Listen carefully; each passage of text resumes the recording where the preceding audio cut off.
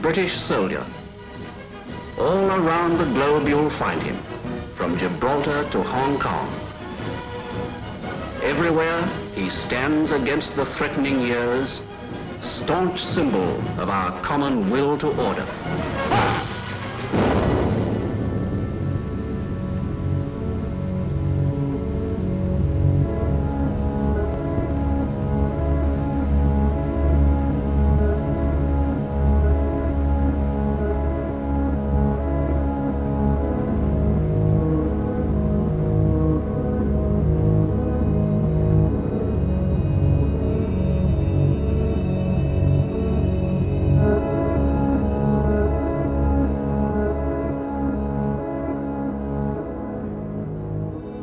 The British Empire, the largest empire the world has ever known. For over 300 years, Britain ruled, its armies conquered, and its bankers proclaimed the might of its currency. But one day it all began to fall apart. One by one, countries declared their independence from Britain, and no amount of force could reverse the tide. As British elites saw their wealth, privileges, and empire disintegrate, they began to search for a new role in a changing world, and they found one in finance. This is a film about how Britain transformed from a colonial power to a modern financial power, and how this transformation has shaped the world we live in.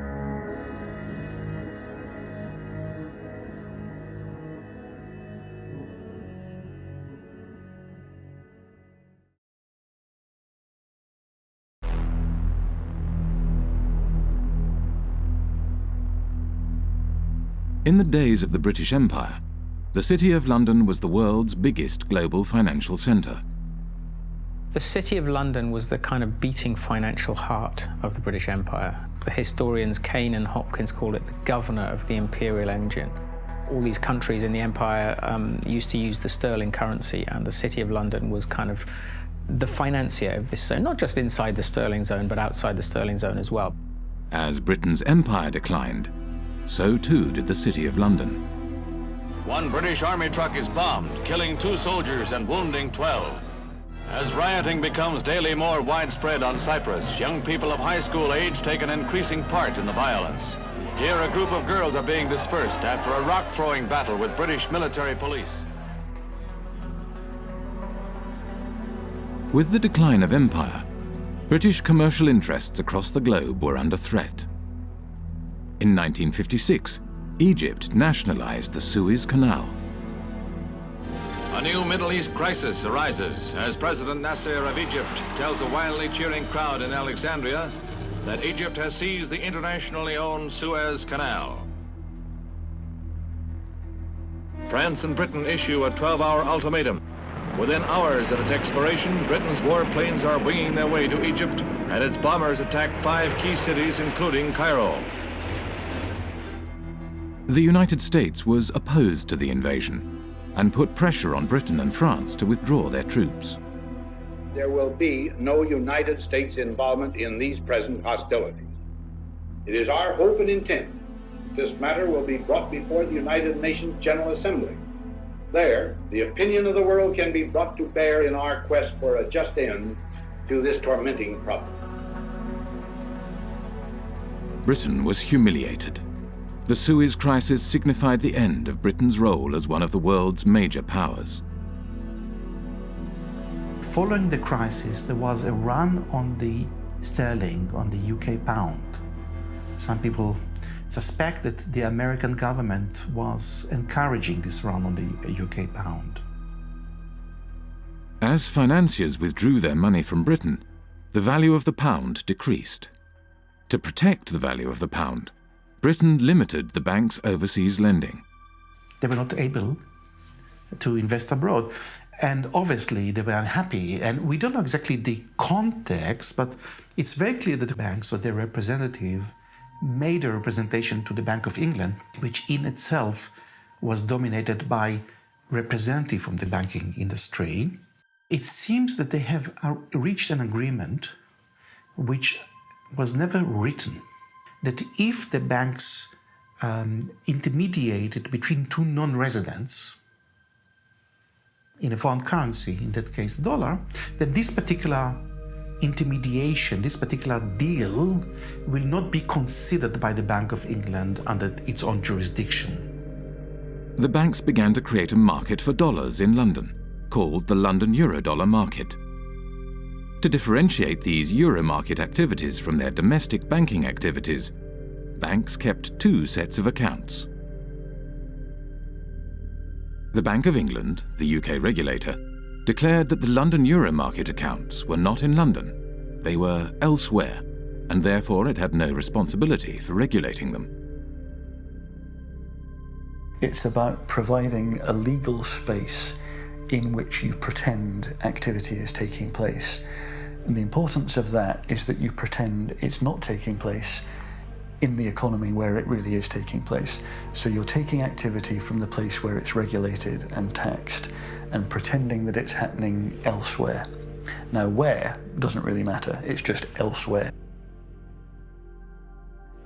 When American banks realized that London offered the ability to avoid US regulations, they moved their international operations to the city.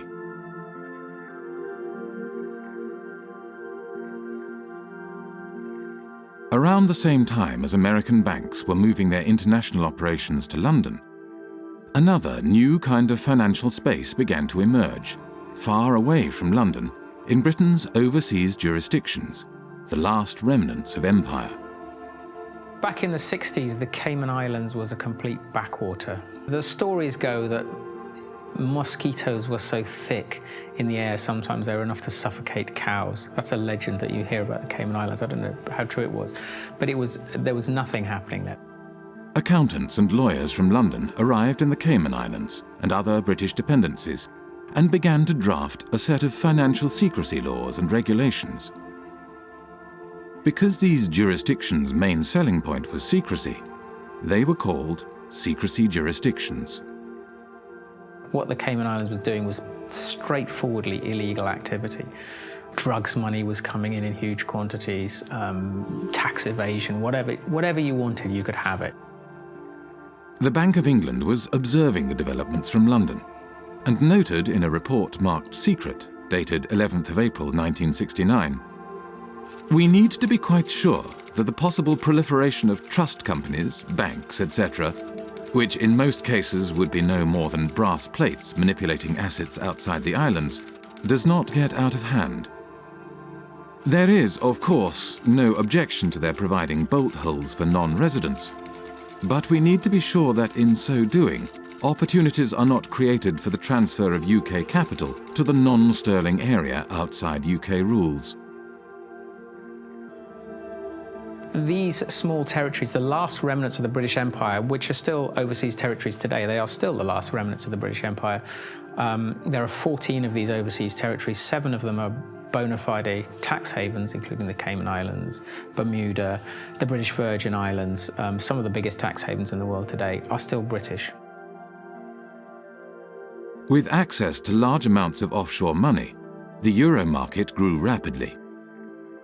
By 1980, it had reached $500 billion. By 1988, $4.8 trillion. And by 1997, nearly 90% of all international loans were made through this market. The British Empire had sunk, leaving hardly a trace behind. But the City of London adapted and survived.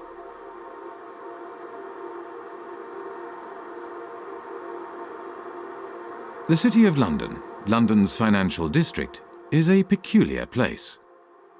It has been called a city within a city, a state within a state. It is run by an organisation called the City of London Corporation, a private company that performs all the functions of a local council with a private police force and private courts. Those of you who aren't from the UK, some of you even who are, might not be aware just how weird a thing the little City of London is within the big London. The City of London is a separate entity to the wider London, and it has its own head, the Lord Mayor, who's distinct from the Mayor, who runs the rest of London. Every November, the city stages the Lord Mayor's Show, the world's oldest civic procession.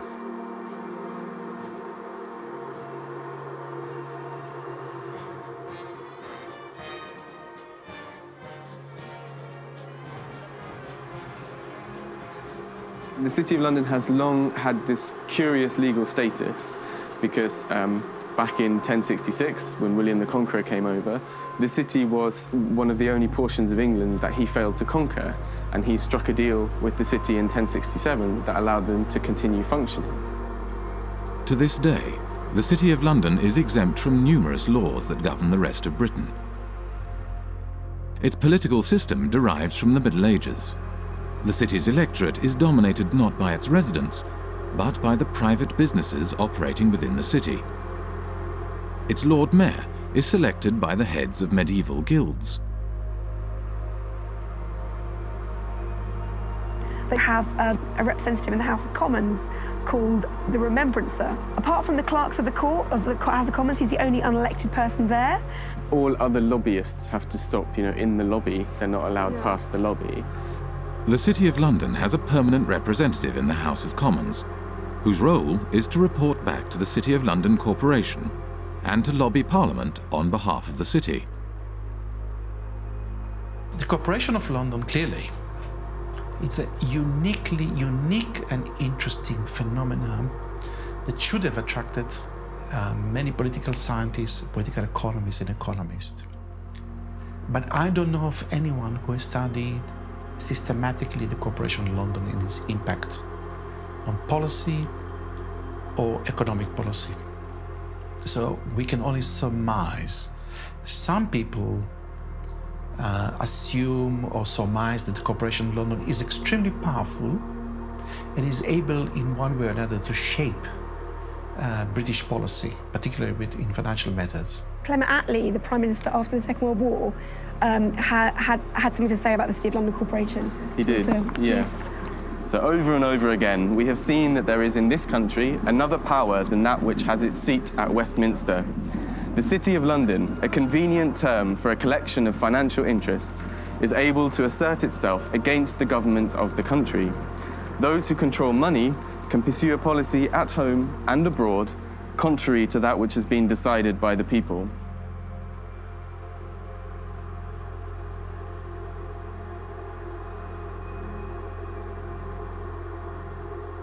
At the heart of the City of London stands the Bank of England.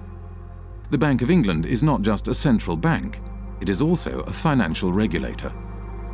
At the demise of empire, the Bank of England used this regulatory authority to help attract the world's banks to London.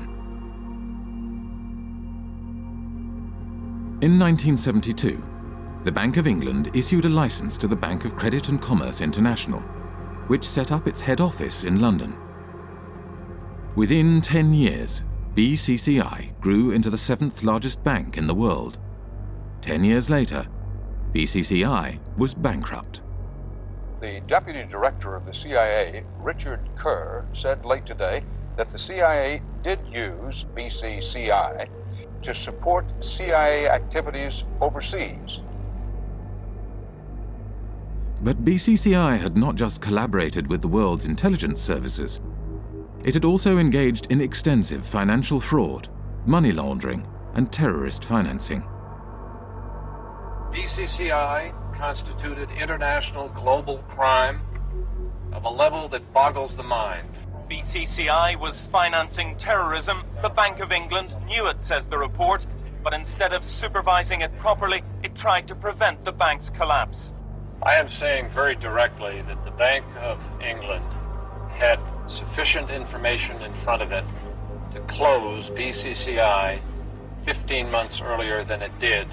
Millions of depositors were hurt in that process. Numerous whistleblowers from BCCI had contacted the Bank of England, yet the Bank of England did nothing.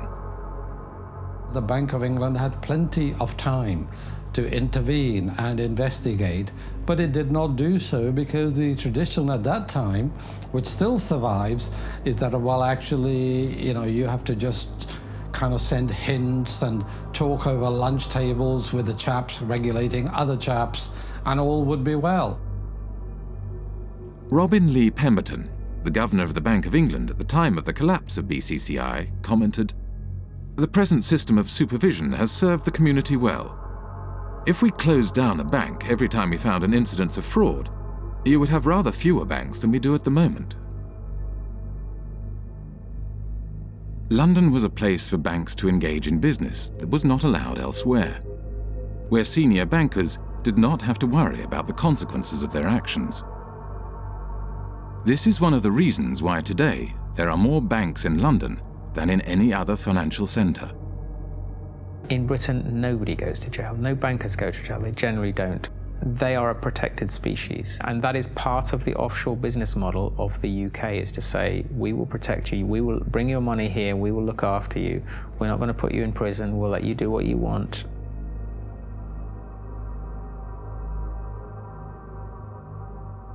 Light touch regulation was one way of attracting business to London. Another was secrecy. From the 1960s onwards, City of London institutions began to establish offshore branches in former outposts of the British Empire. Their aim was to create offshore centres with strong secrecy legislation in order to attract capital from across the globe. Swiss banking secrecy is the most famous, the most well-known. You know, you put your money in a Swiss bank and they promise not to tell anybody, and that's one kind of secrecy. But another kind of secrecy, which is very British, is the trust. And the trust is a very slippery, complicated and devious mechanism. Trusts emerged, the legend has it, from the time of the Crusades, when the knights would go off and fight in foreign lands, and they would leave their assets in the care of trusted stewards. What trusts do ultimately is they play with the concept of ownership. Ownership is not such a simple thing. So the settlor, the knight in this case, would hand over the assets to someone who these days would be called a trustee. It's often a lawyer. Legally, you are separated from those assets. They're not yours anymore. There's a barrier. You can't be taxed on them. Nobody's going to find anything about your connection to these assets. In Britain's offshore jurisdictions, no qualifications are necessary to be a trustee.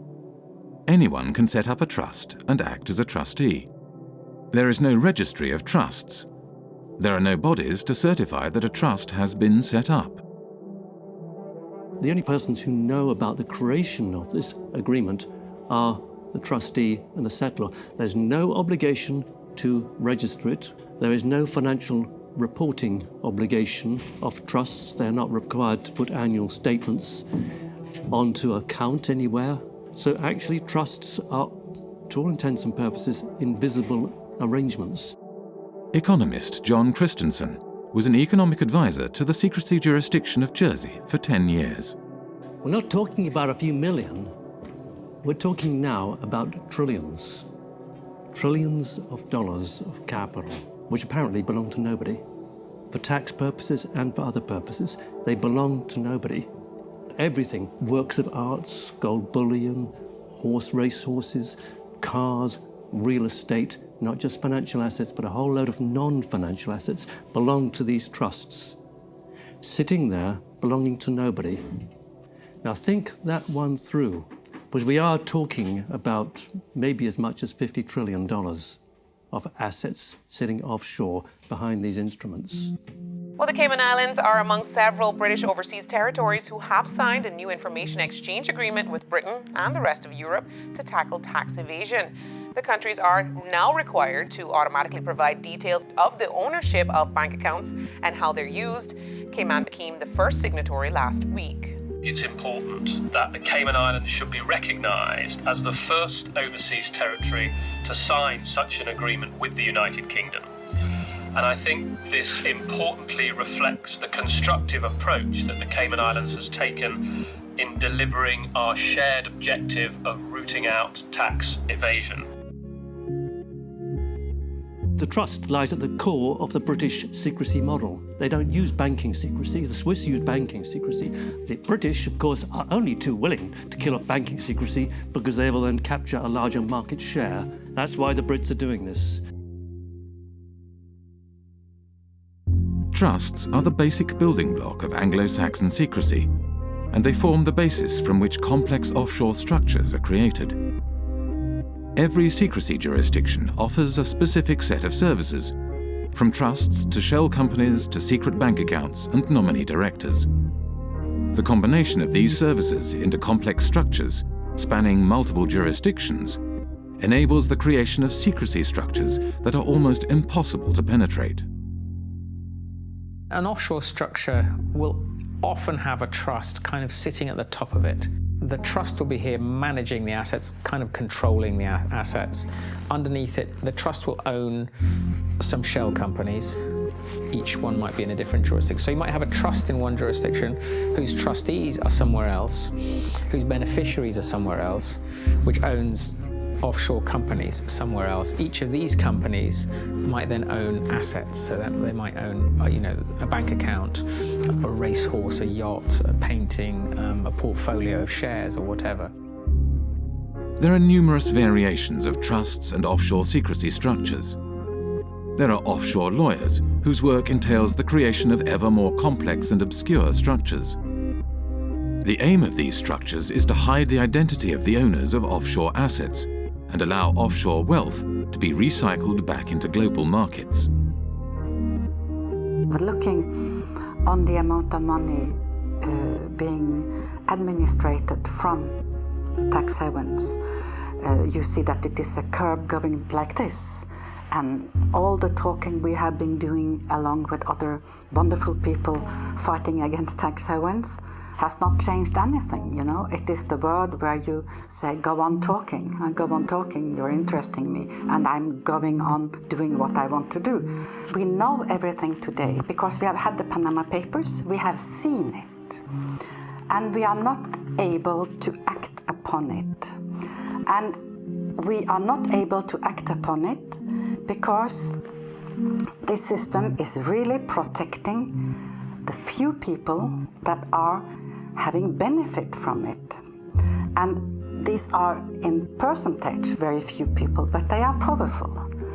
And I see in the Panama committee that I'm sitting in, the only thing that could change this is to have a public accessible register of the beneficial ownership of trusts and of all kinds of companies. It is easy. The Panama Papers are a collection of leaks from the offshore law firm Mossack Fonseca. Mossack Fonseca is the fourth largest offshore law firm. The other 9 of the 10 largest offshore law firms are registered in British overseas jurisdictions. When countries complain to Britain about the activities run out of its offshore havens, Britain claims that these places are independent and that there is nothing it can do. I've heard time and time again from officials in Berlin and in Paris and in Washington and in other countries that they've been told by the British government that, yes, they're well aware of what's going on in Jersey and they think it's very unfortunate, but they don't have the powers to intervene. Well, that's a straightforward lie. They do have the powers to intervene. They just choose not to. Britain plays this kind of game of pretending, when it suits them, to pretend that these places are independent. At the end of the day, Britain appoints the governor, appoints lots of senior people in these places. They're responsible for foreign relations and defence, and also they can veto their legislation as well. So Britain has a massive degree of control. Basically, it is controlling these places, allowing them a little bit of political space. During his time as economic advisor to Jersey, John Christensen frequently travelled to London for talks with various British government departments. As economic advisor, I had a lot of contact with different departments. Traditionally, UK governments have tried not to interfere in the domestic affairs of places like Jersey. So it happens in a more subtle sort of way. You kind of go and talk to someone, either at the Home Office or the Treasury, and they'd say, well, I'm not actually particularly keen on this piece of legislation. It might be a good idea if you didn't go down that route. And over a cup of tea, that's quite a strong signal. That's a signal, go back to the island and say, they don't want you to do this. The British government prefers not to interfere overtly. Instead, it communicates its desires through informal discussions. There is no paper trail or official statement. discussions take place behind closed doors. The relationship that these places have with London is very much about the British establishment and people understanding each other. I mean, anybody who is British or knows British people knows that communication between us is often very subtle, and you have to kind of know the codes when people say stuff. I mean, a lot of irony involved and a lot of kind of codified language, the British establishment, that people kind of understand how it works. And I think that is very much the case with the British relationship with the tax havens. I think there's a lot of understanding of what we can and can't do without anyone having to actually spell it out. By keeping its power hidden, Britain is able to claim that these jurisdictions are politically autonomous. Independence for Cayman is not on government's agenda. That's the message being sent to the UN Special Committee on Decolonization. Attorney Steve McPhail will be representing government at the UN meeting. The committee was set up to help colonies around the world on the road to independence. But Mr. McPhail says he'll be making it clear that Cayman is not ready for that transition. And that message is that the Premier, his cabinet, his party has no mandate from the people of the Cayman Islands to seek independence. That is the message that I will be carrying.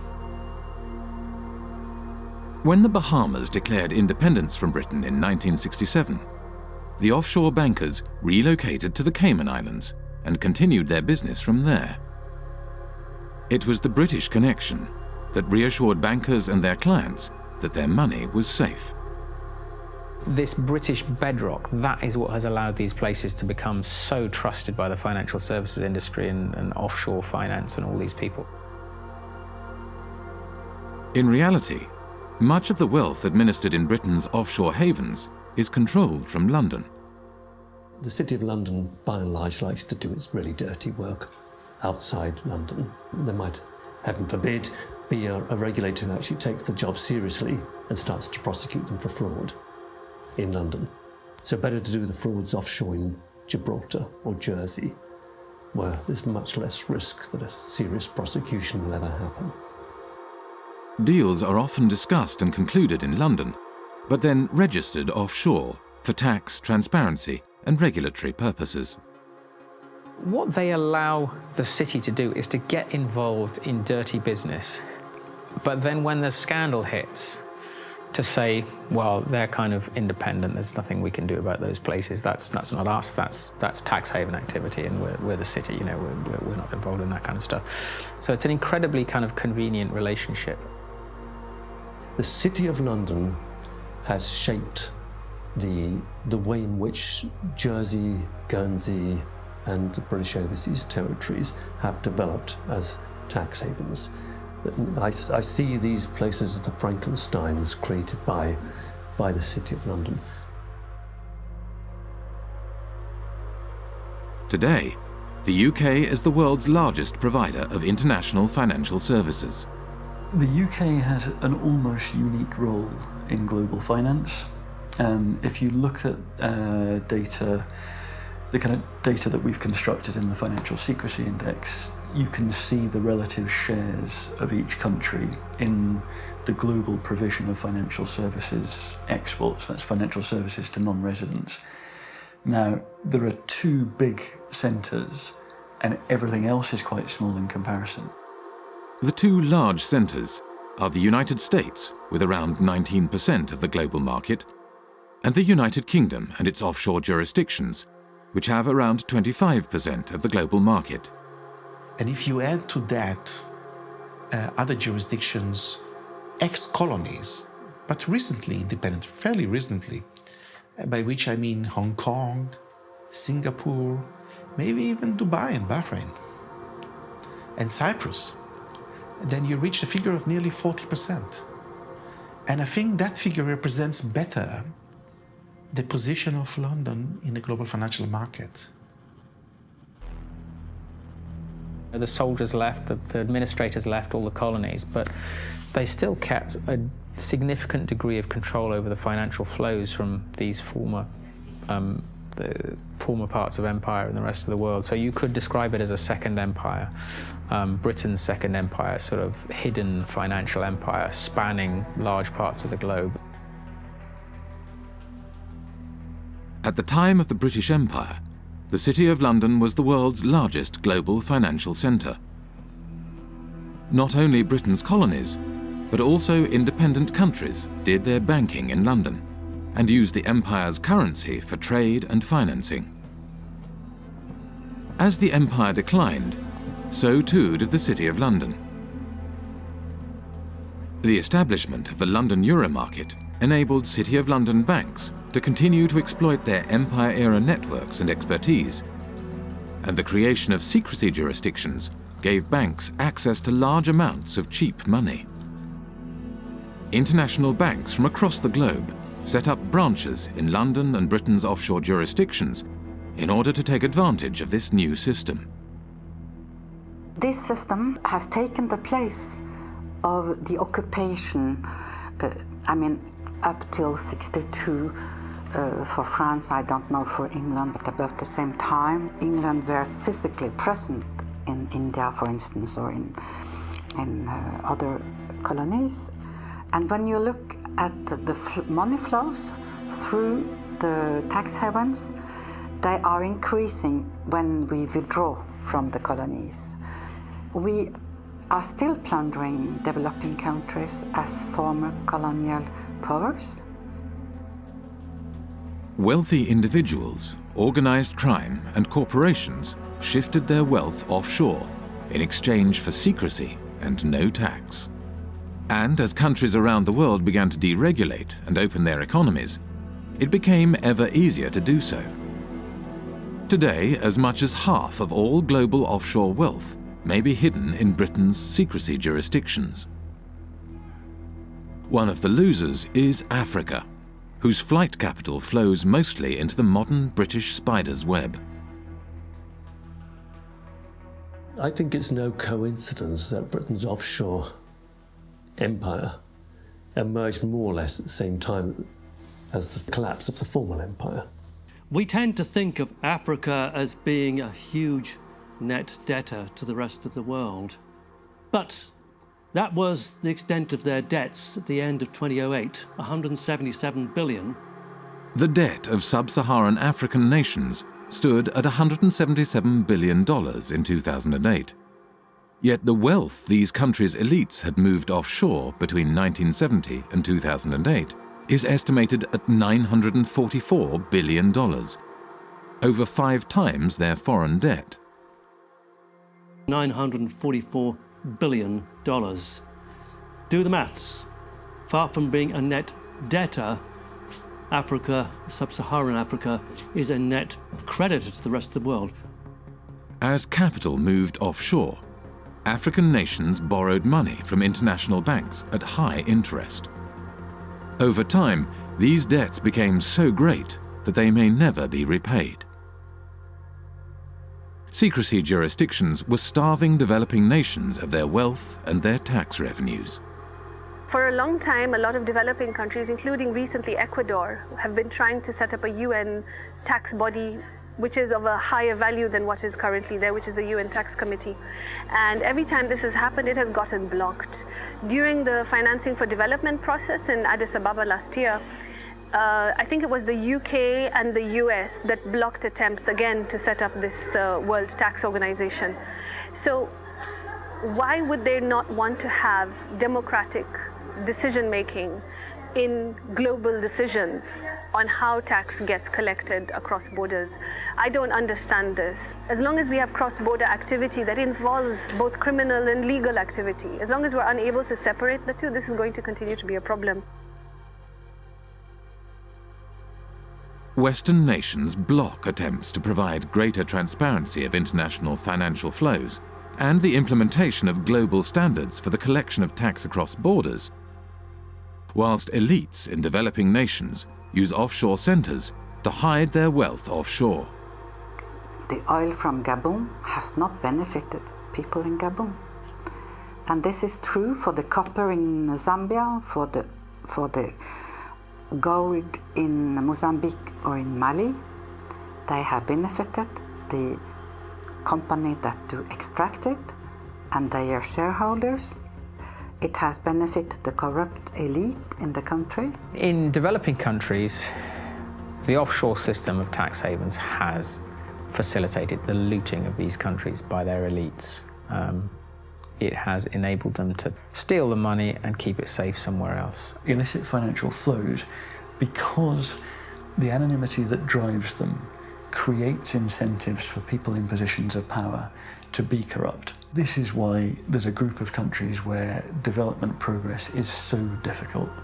It's that the incentives of individuals and the ability to pursue them through all the mechanisms that underpin illicit flows outweigh the type of mechanisms that lead you to a powerful, representative, effective state that can start to deliver development.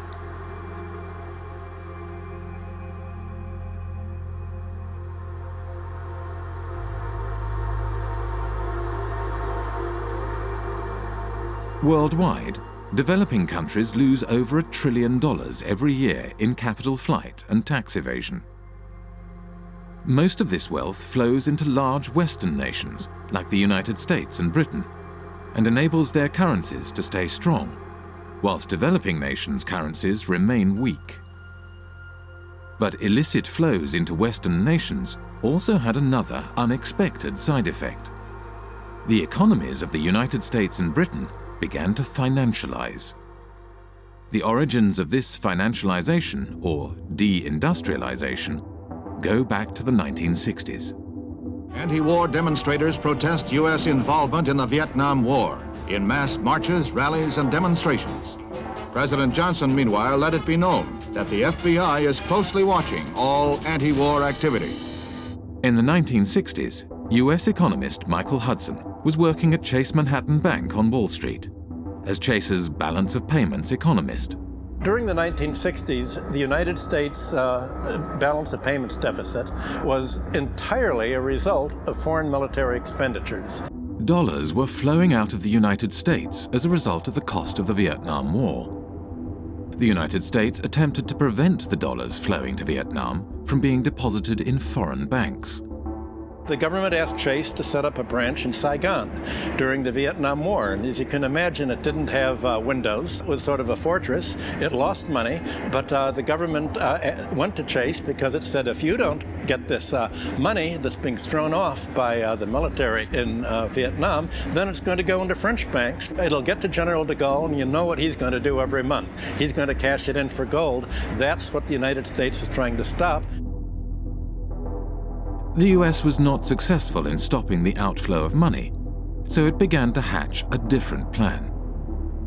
In 1967, Michael Hudson was handed a memo by a former State Department employee. In 1967, I was given by a former State Department employee in the elevator at Chase Manhattan a memo from the State Department urging that Chase Manhattan would take the lead in helping the United States become the Switzerland of the world, meaning the flight capital. The State Department, through Chase, asked me to estimate how much money do you think is available if America were to become the new Switzerland, and how do we do it? The plan was to organize offshore banking centers in the Caribbean and elsewhere, and the hot money wouldn't come directly into Chase because that wouldn't be nice and very legal. What happened was that the Latin American criminals, other criminals, drug dealers, all sorts of organized crime, would put their money in the offshore Caribbean banks, and these offshore banks would then deposit the inflow in the head office. By moving offshore dollars back into the United States, the US was able to stop the outflow of dollars and support the value of its currency.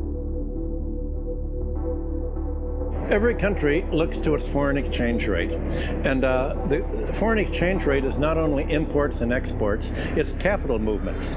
And if you look at the International Monetary Fund's monthly international financial statistics, you have sort of a steady balance of trade, a steady immigrants' remittances. What goes up and down are called errors and omissions. What the United Nations and the IMF call errors and omissions are flight capital. It's the reason that it's omitted is they don't like to really look at this.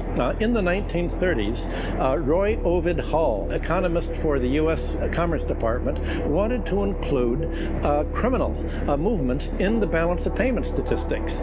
And Congress got very upset.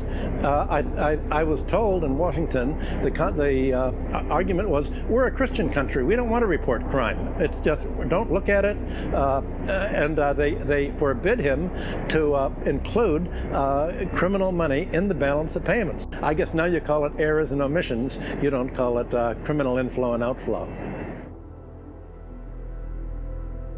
In the 1960s and 70s, Britain was faced with a similar dilemma as the United States. Money was flowing out, and this decreased the value of the pound. Britain realized that it, too, could support the value of its currency by opening its domestic markets to the trillions of dollars passing through its offshore havens.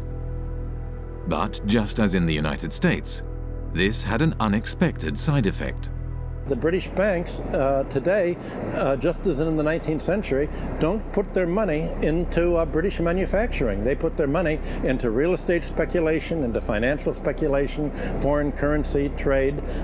So the financialization of London has helped deindustrialize the country because it's enabled sterling to be supported by this huge inflow of hot money, this inflow of drug dealing money and criminal money and tax evasion money all over the world that is going to London instead of going to Switzerland, Liechtenstein, or the Caribbean.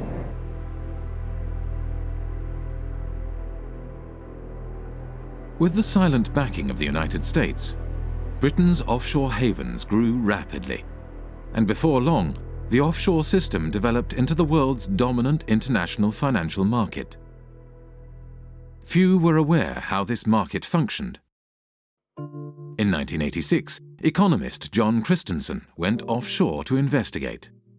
He applied for a position at the Jersey office of one of the world's major accounting firms. At Deloitte & Touche, I was working in what's called company and trust administration, straightforward offshore stuff. I went offshore specifically to work in that area because that's where you're dealing with the offshore companies, the shell companies, the offshore trusts, and you're administering them. That way I could see from working inside a big global accounting firm exactly what the clients were doing. I had complete access to all the client files. And over the course of my period of working with Deloitte & Touche, I investigated over 100 of their clients offshore, and this is what I found. There were some insider traders, some market rigging, some avoiding disclosure of conflicts of interest, illicit arms trading, illicit political campaign donations, contract kickbacks, bribery, fraudulent invoicing, trade mispricing, and at the bottom, tax evasion. Okay? This is what the clients were doing. On the basis of a sample of the clients that I looked at, not a single client was involved in what I would regard as genuinely legitimate activity. They were all involved in some kind of tax dodging or worse. I met with Carl Levin. He used to be an American senator, and he made a lot of inquiries into private banking, asking questions to the bankers. What do you think the percentage is among your clients that are using these companies for legitimate purposes? And the answer was, I believe that 99.9% of my clients are using these companies for illicit purposes. This is a reality. This is American bankers telling what they are doing. And it's exactly the same thing with UK bankers helping their clients to have accounts in Panama or in Bermuda or in Cayman Islands.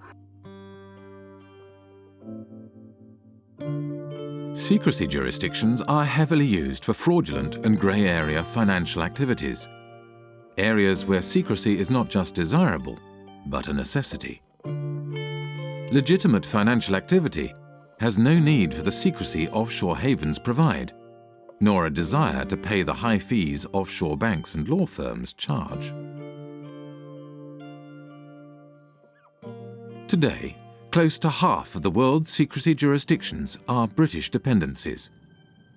In public, these jurisdictions claim they are transparent and their financial services sectors are engaged in legitimate financial activities. Our economy is not based on secrecy. It's based on transparency.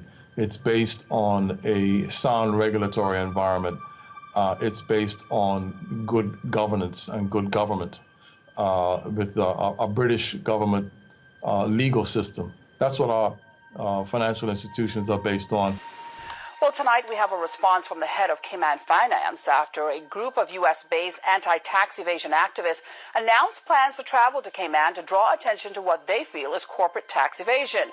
Finance Chairman Mr. Richard Cole says he's encouraging the group to visit and says our financial sector has nothing to hide. I would say if anybody wants to come to Cayman to find out what's coming, you know, what we do here, come on down. We have no secrets here.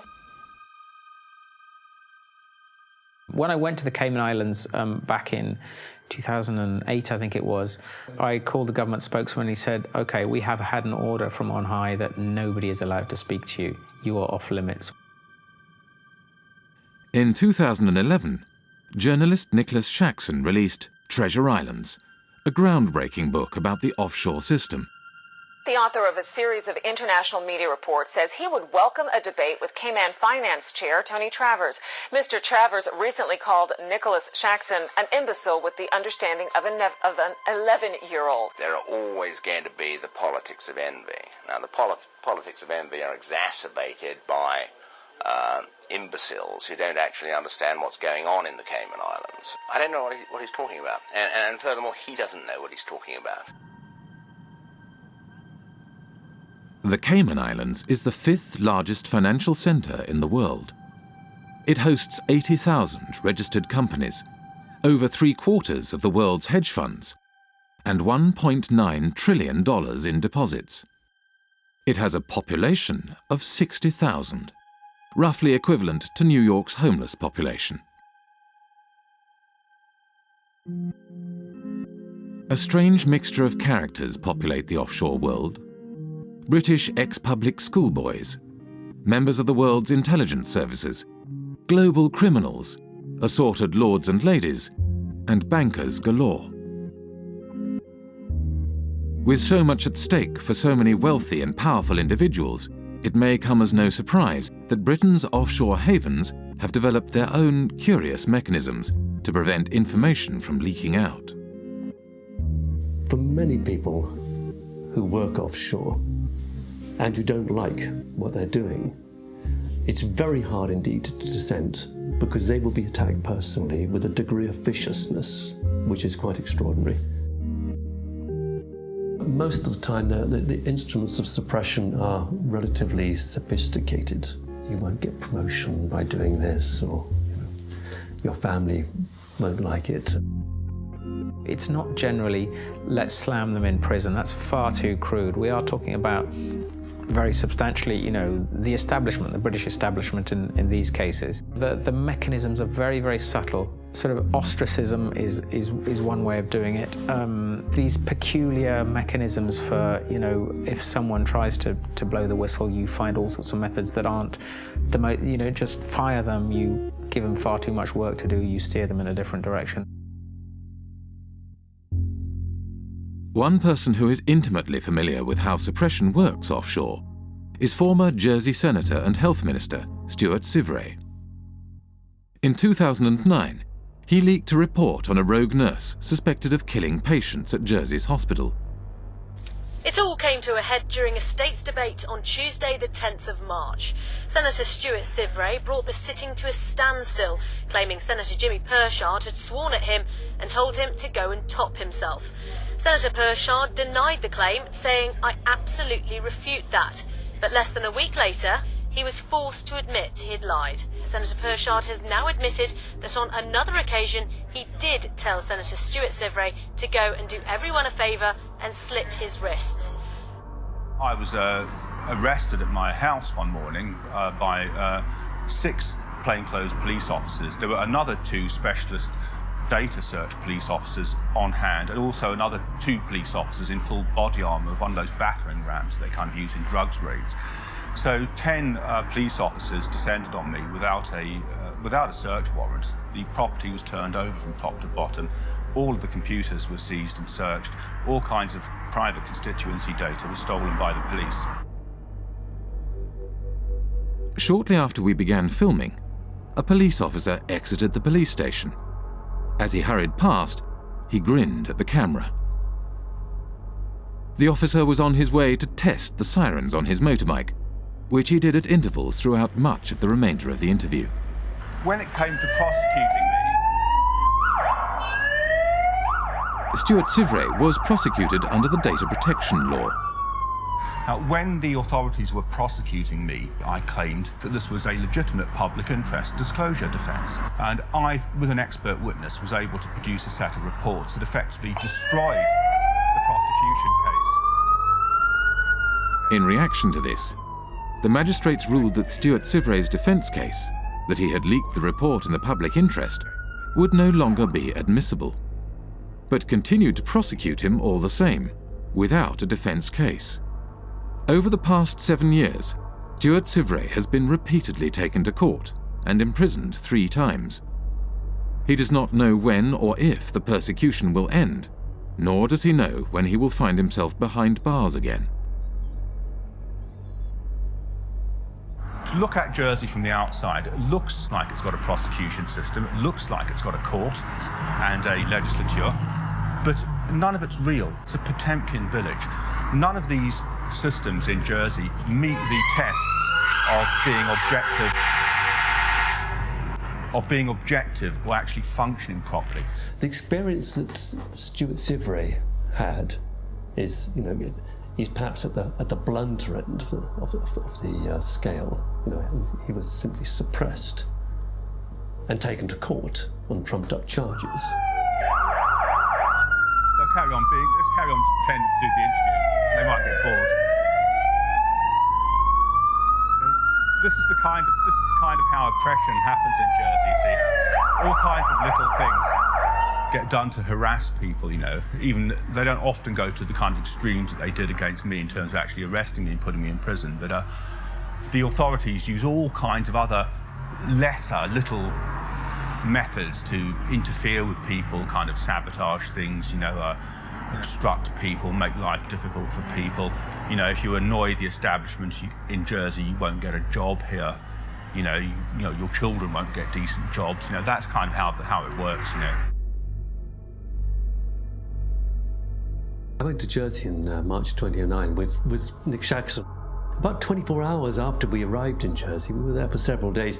Nick said, have you noticed that we're being followed? Ever since we arrived at the airport, we've been followed.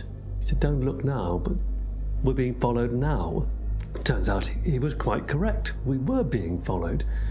And I found that very disturbing indeed.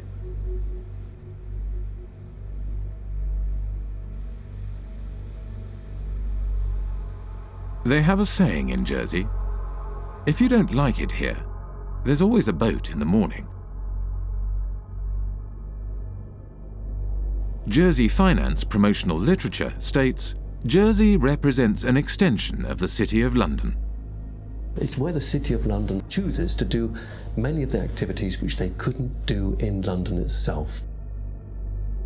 We're here just to talk about this one company called Appleby. I'll just read what they say on their website. Members of the firm, Appleby, have gone on not only to political office, but also in a number of centres, Bermuda, Jersey, the Isle of Man and the Cayman Islands, to senior judicial office. So essentially, they're boasting of the fact that their staff and their partners have a real interchange between the people that are in power in these offshore financial centres. The same lawyers and accountants who set up and administer offshore trusts also occupy senior political positions. In Britain's offshore world, Most politicians are in business. They lobby for business and promote business interests. They draft, refine, and pass legislation.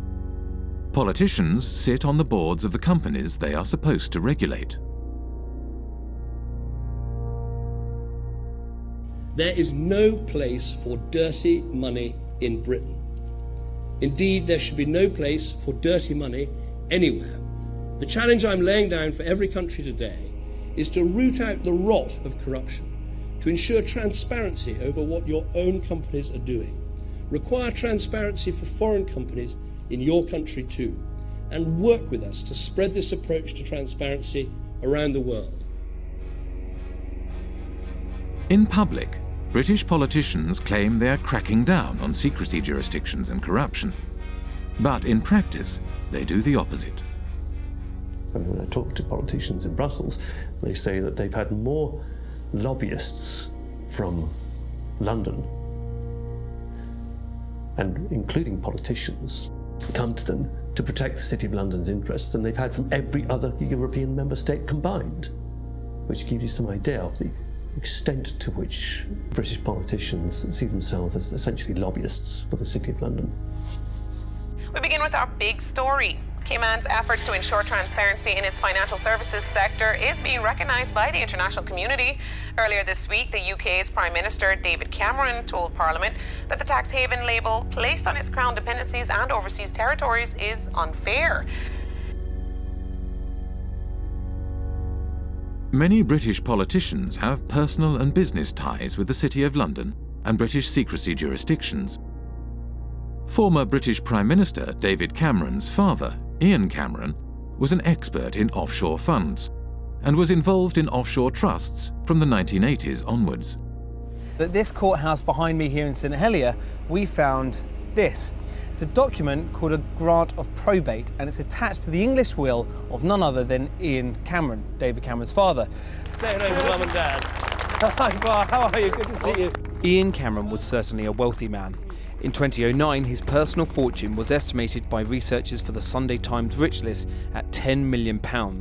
Yet when Ian Cameron died in 2010, his estate was much smaller than might be expected, just £2.7 million. In many cases, it's the politicians and their cronies and their families and so on, and the business people who sponsor the political parties who are using these offshore services themselves. So they've got no personal interest in closing it down. If they wanted to close it down, they could do it tomorrow. The fact of the matter is they don't want to do it because they themselves are complicit with the process.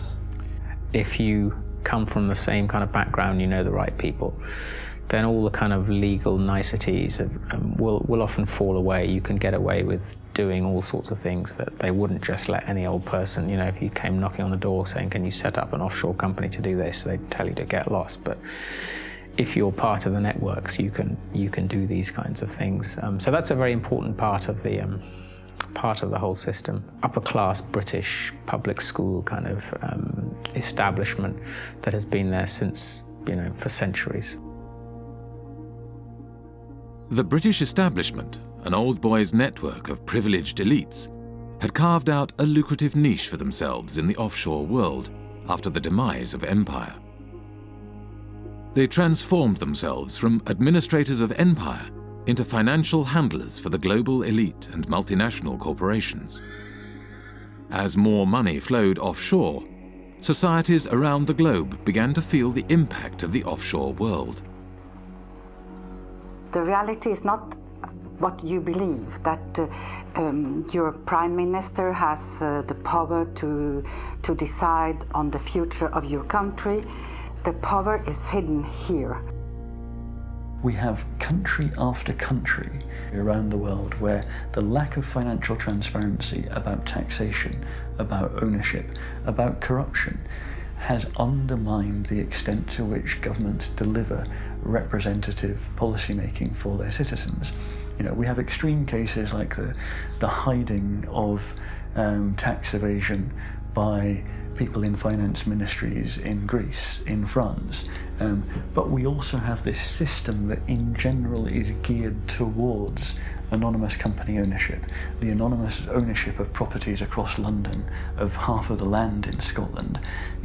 Do we really think there's any circumstances in which governments work better, in which markets work better, in which the distribution of income and assets is better, when we allow so much to be hidden? Who wants to not know who you're doing business with? Who wants their government to have people working for it, or to be led by people whose assets are hidden, whose financial transactions are conducted anonymously offshore? This is a bad direction for the world. We need the citizens to understand what is happening, that they are the ones who is carrying the burden, and that some individuals having the power are exonerating themselves. Ordinary people are paying taxes, rich people are not. So this is inequality, and it is leading up to populism, because it shows so clearly that the people today leading the world are not able to take care of the interest of ordinary people.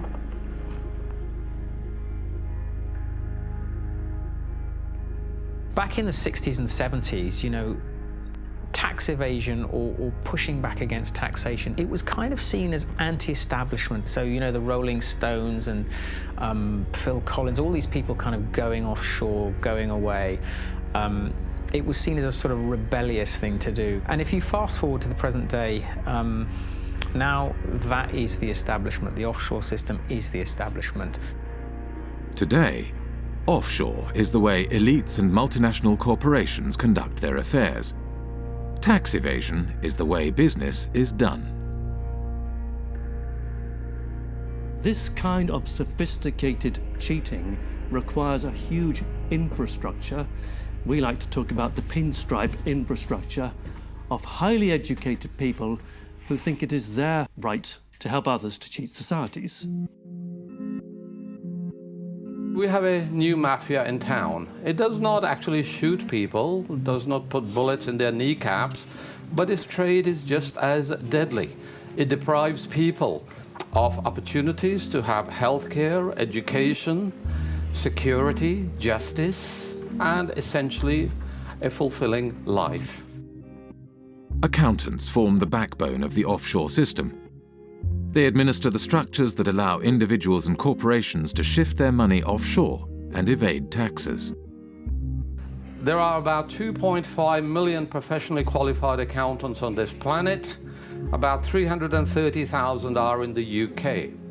Well-known people, well-dressed, well-fed, highly paid, are sitting in city centre offices, and they are paid to dream up tax avoidance schemes for individuals and for corporations.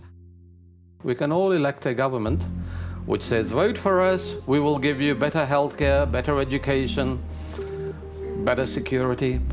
And next day accountants say, sorry about that, folks, you elected this government, but we actually got a tax avoidance scheme, and the Amazons and the Googles and Microsofts won't be paying any taxes in your jurisdiction. Too bad. You voted for it, but actually you're going to get something else. So it's a crazy world that part of the business model at big accountancy firms is how to deny public the services by erosion of tax revenues.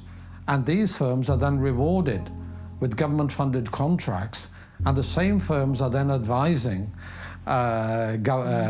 local governments and the central governments, and the same firms then report on the company accounts and tell us all is well. When I argue this with a Pricewaterhouse partner in a face-to-face debate, he said, Professor Sicker, you never give us credit for anything. We generate millions of dollars of revenues, and we have lots and lots of satisfied clients. What is your problem?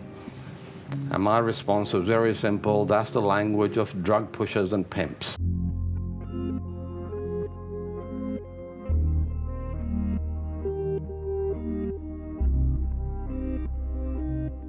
In Britain, a new breed of civil servant was rising to the top. One such civil servant was Dave Hartnett, who rose to the top of HMRC, the UK tax authority. Dave Hartnett had a new way of collecting tax. Deals would be negotiated on an individual basis, behind closed doors. In the case of the largest clients, Dave Hartnett frequently led the negotiations himself. British Telecom was one of the first companies through the programme and received a refund of over £1 billion. BT's chief executive, Ben Verweyen, wrote, "Earnings per share up 14%, and nice to know that we have a £1 billion credit from the taxman." Dave Hartnett claimed this approach was more efficient. Litigation in the courts is really phenomenally expensive in this day and age all over the world, and I think is to be avoided where possible. And the art is to persuade people to pay by strength of argument and the like.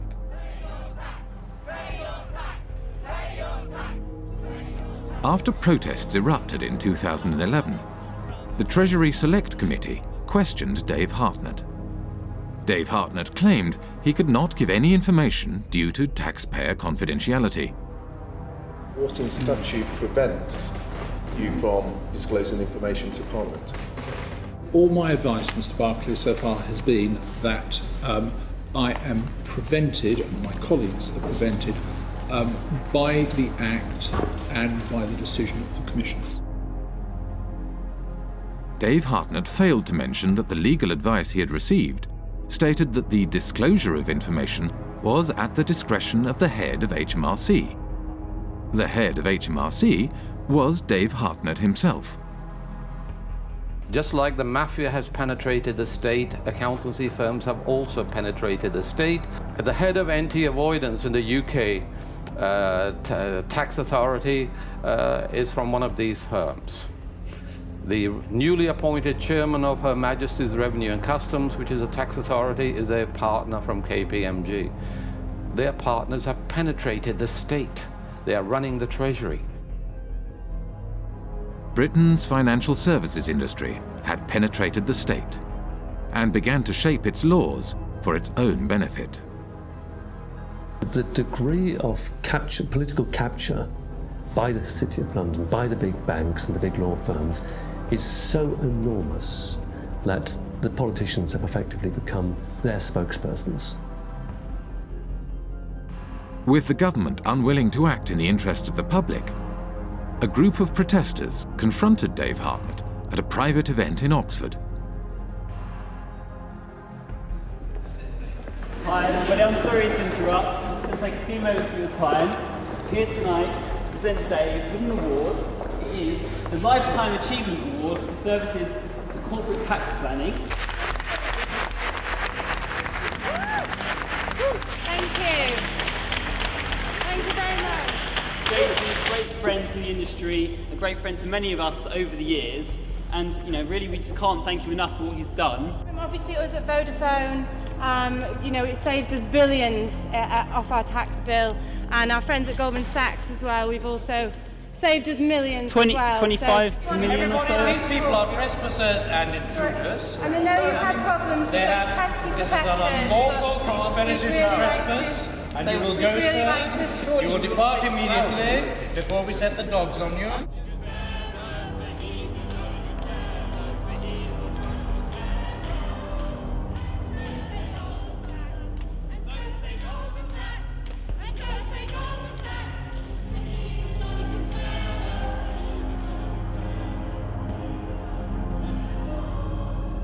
Go.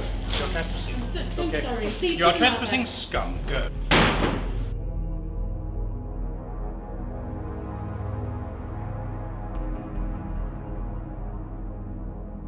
After his retirement, Dave Hartnett moved to the private sector. One of his positions was at accountancy firm Deloitte, where he advises foreign governments on corporate taxation. Dave Hartnett is a companion of the Order of the Bath, an honour bestowed on him by the British monarch.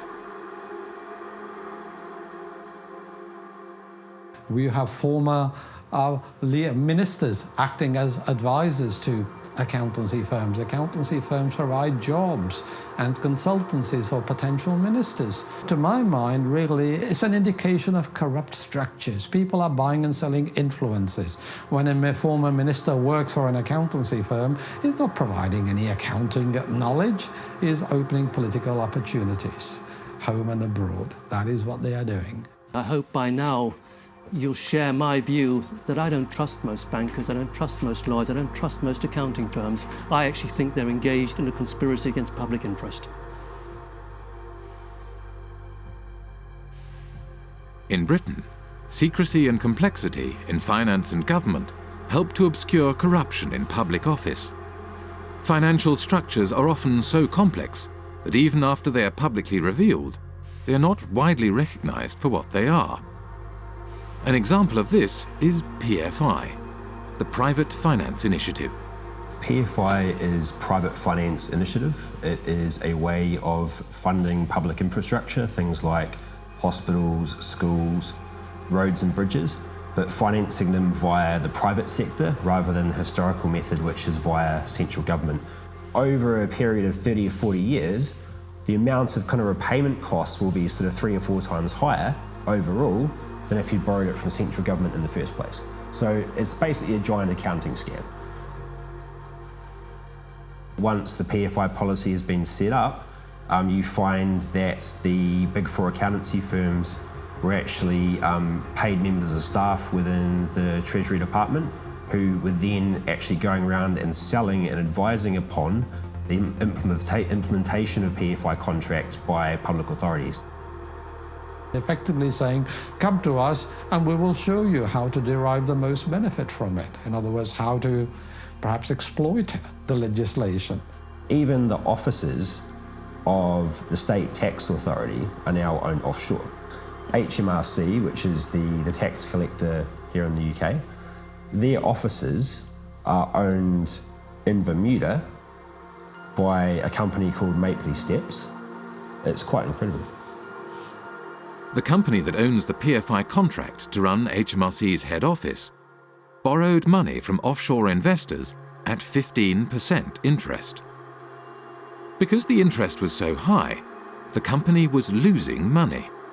Therefore, it did not pay tax. In 2011, HMRC could not prove that any PFI company was paying any tax in the UK. I think we need to have a serious conversation about the role of government in this whole debacle and how much our government has been penetrated by big banks and accountancy firms, and ultimately in whose interest it operates.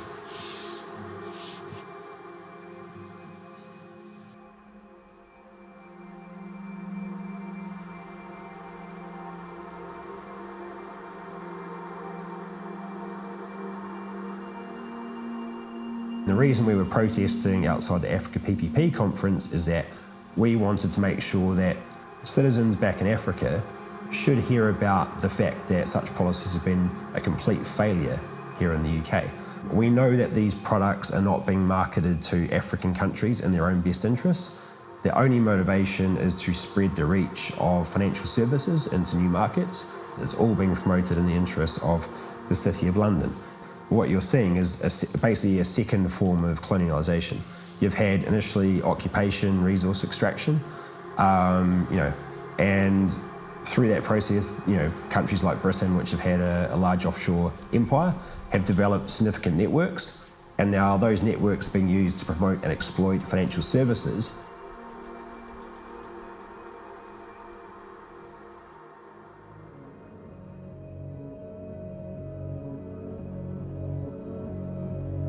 The City of London was the beating financial heart of the British Empire. As Britain's empire declined, the city transformed itself from a hub operating the financial machinery of empire into a global financial centre. Former insignificant outposts of empire became the basis for a spider's web of offshore secrecy jurisdictions that captured wealth from across the globe and funneled it to the City of London. Today, 25% of international finance is conducted on British territory. almost half of the world's secrecy jurisdictions are under British protection. Up to half of all offshore wealth may be hidden in Britain's offshore havens. Financial services is how Britain's elites make their money. And it is also where former government ministers, senior civil servants and retired spooks from MI5 and MI6 receive lucrative consulting positions after their time in public service. Together, they have transformed Britain and its dependencies into the world's largest tax haven, harming development throughout the world and turning Britain itself into a country that serves, above all, the interests of its elites.